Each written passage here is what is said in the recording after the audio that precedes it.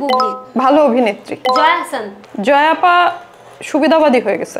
অরুণা বিশ্বাস, ক্রিটিক্যাল। পরিমণি, সুন্দরী। Apu Biswas, Apu Biswas superstar.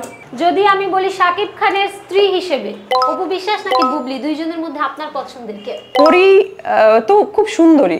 Director প্রোডিউসারের সাথে শিল্পীর সাথে যতটুকু সম্পর্ক থাকা দরকার ততটুকু সম্পর্ক তো থাকতেই হবে। আপনি কি সিঙ্গেল আছেন? এখন পর্যন্ত তো আছি।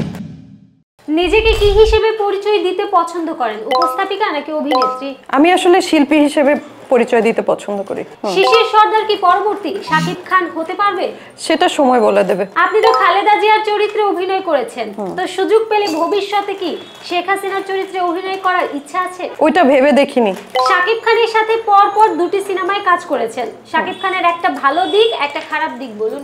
খারাপ দিক আমি বলতে পারছি না, খারাপ কিছু দেখিনি অত অল্প সময়ের ভেতরে।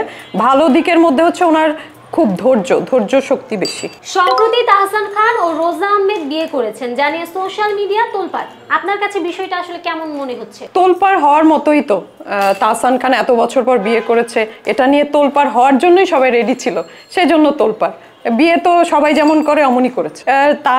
তাহসানের যে স্ত্রী এখন, উনি আগে এক্স কার না থাকে, এক্স তো সবারই থাকে, অতীত তো থাকবেই, তো সেটা নিয়ে একটু বাড়াবাড়ি হচ্ছে। যেহেতু তাহসানের ওয়াইফ এবং মেয়েটা নিজেও একজন সেলিব্রিটি, তো সবকিছু মিলিয়ে। তাহসান খান রোজা আহমেদের বিয়ে নাকি মেজর ডালিম, কোন ঘটনাটি আপনি বেশি অবাক হয়েছেন? আমি মেজর ডালিমের বিষয়টা একটু অবাক হয়েছি।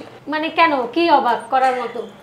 অবাক করার মতো, এতদিন পরে একজন মানুষ যাকে আমরা কখনো এইভাবে কথা বলতে দেখিনি, যাকে চিনি না, শুধু নামই শুনেছি, হ্যাঁ, তাকে আমরা এইভাবে দেখলাম, এটা তো একটু অবাক হওয়ার মতোই। অনেকেই বলে অনন্য মামুনের সাথে কন্ট্রোভার্সি আপনি ভাইরাল হওয়ার জন্য করেছিলেন, আপনি কি বলবেন? আমি 2011 সাল থেকে কাজ করি, তো ভাইরাল হওয়া তো একটা ডিগবাজি দিলেই হওয়া যায়, তো সেটার জন্য তো অনন্য মামুনের সাথে এসব করার কিছু ছিল না। মধ্যবিত্তদের জীবনে সবচেয়ে বড় আফসোস কোনটি? মধ্যবিত্তদের জীবনে সবথেকে বড় আফসোস হচ্ছে যেটা চায় সেটা খুব সহজে পায় না, এটাই আক্ষেপ থেকে যায়। আপনার জীবনে কি আক্ষেপ আছে? আমি এই যে মধ্যবিত্ত, এটা কি করে বুঝলেন? কারণ আপনি মধ্যবিত্ত সিনেমা করেছেন, ওই সেন্সে আমি বলেছি।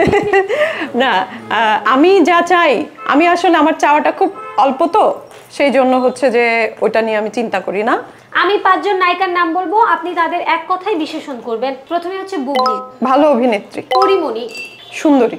অরুণা বিশ্বাস, ক্রিটিক্যাল। জয়া আহসান, জয়া আপা সুবিধাবাদী হয়ে গেছে। অপু বিশ্বাস, অপু বিশ্বাস সুপারস্টার। যদি আমি বলি শাকিব খানের স্ত্রী হিসেবে অপু বিশ্বাস নাকি বুবলি, দুইজনের মধ্যে আপনার পছন্দের কে? স্ত্রী হিসেবে তো দুজনকেই ভালো লাগে।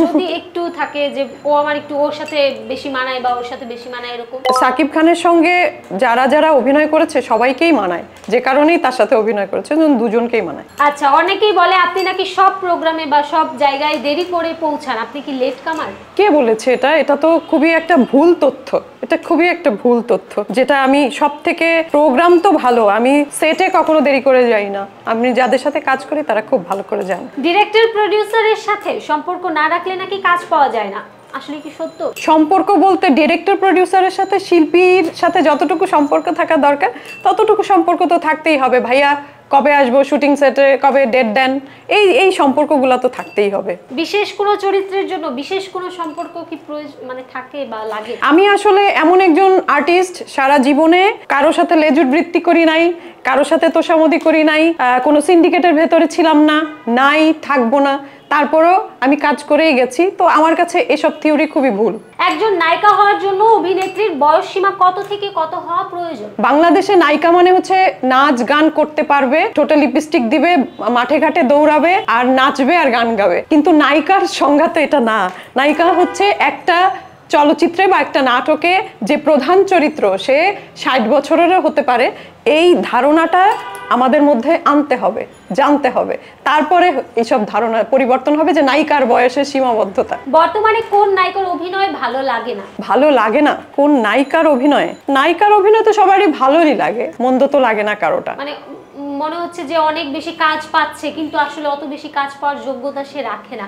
তাই সেইখানে যদি বলি, এখন যারা কাজ করছে সবাই তো ভালো কাজ করছে। আমার এক সময় মনে হতো যে পরি তো খুব সুন্দরী, যে ও ওই জায়গাটা থেকে অনেক বেশি কনফিডেন্ট ছিল, অনেক কাজ পেত। হ্যাঁ, তখন মনে হতো যে অভিনয়ে আর একটু যত্ন নেওয়া উচিত, কিন্তু বর্তমান পরি অত্যন্ত ভালো অভিনেত্রী। কার সাথে কাজ করে বেশি জনপ্রিয়তা পেয়েছেন, রায়হান রাফি নাকি শাকিব খান? না, শাকিব খানের সাথে তো আসলে আমি রায়হান রাফির সাথে কাজ করেছি আগে, জানুয়ারে। তো ওইখান থেকেই মানুষ কিন্তু আমাকে চেনা শুরু করেছে যে অভিনয় শিল্পী হিসেবে। তো আমি মনে করি যে রায়হান রাফির সাথেই পরবর্তীতে জনপ্রিয়তাটা আরেকটু এগিয়েছে শাকিব খানের সাথে কাজ করে। আপনি কি সিঙ্গেল আছেন? এখন পর্যন্ত তো আছি। আগে বেশি প্রেমের প্রস্তাব পেতেন নাকি এখন পান? প্রেমের প্রস্তাব ওটা তো গুনি না, ওটা কি গোনা সম্ভব? তবুও মানে থাকে যে মেসেঞ্জারে, হোয়াটসঅ্যাপে প্রেমের প্রস্তাব পেতাম বা এখন বেশি পাচ্ছি এরকম? প্রেমের প্রস্তাব ওই সময় তো এত হচ্ছে মেসেঞ্জার, এত এগুলাতে আমাকে চিনতেও না অত মানুষ, আর এত প্রেমের প্রস্তাব আসতো না।